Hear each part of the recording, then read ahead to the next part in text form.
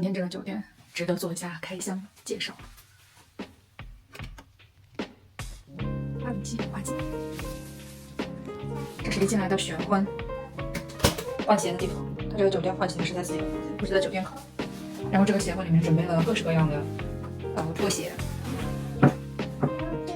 有这种木屐，还有普通的拖鞋。有一个专门存放行李的地方，非常方便，不然在榻榻米上拖来拖去，我觉得还挺脏的。然后这里是进来的洗手间，干湿分离，这里只是厕所。然后看这里，这个区域很大，这是一个小小的茶水柜子。然后下面这里是什么？我还不知道哦，冰箱。这里居然有一个按摩椅，非常的高级。其实这家酒店因为我们住2天，它的就是按摩 massage 的服务也很便宜，我打算去用一下。但是这个按摩椅可以给老公。酒店按摩并不尽如人意，后来的快乐大保健全靠按摩椅。然后这个小小的角落，就是一个相当于化妆台、洗脸池。然后再过来这个门进去，就是这个房型的私汤浴室。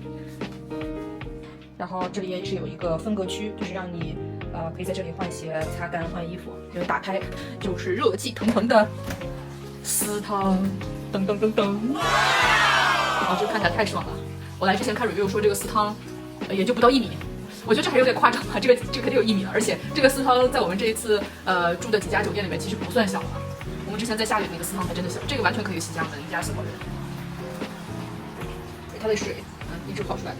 然后这边的话就是浴室、冲洗的区域。然后它这个海景如果天气好应该是很好的，但是我们今天下午阴天，云彩很多，所以是看不到海景。这是不知道为什么做了2个门的一个设计，但是其实通向同一个浴室。然后这是海景的主要房间，这是一进来第一个榻榻米室，比较小一点，好像晚上睡觉应该是在这个房间。然后这就是海景大 living room。